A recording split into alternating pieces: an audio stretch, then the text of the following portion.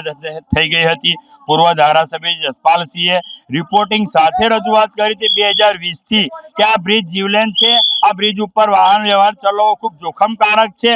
તેમ છતાં આ ઓધરી અને બેરી સરકારનું પેટનું પાણી ના હાલ્યું અને આજે એવો બનાવ બની ગયો કે જે પરિવારના સ્વજનો આજે મૃત્યુએ આરે આવીને ઉભા થઈ ગયા। એટલે આ જે બનાવ બન્યો છે એની માત્ર ને માત્ર જવાબદારી સરકારની છે।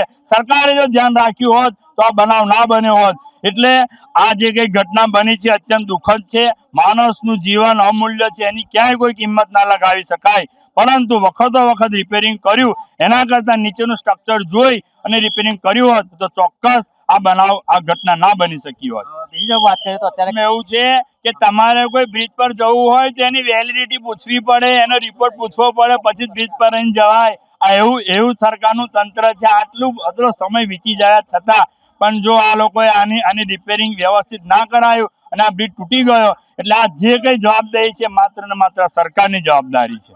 બિલકુલ જે રીતે અત્યારે સ્થાનિક જે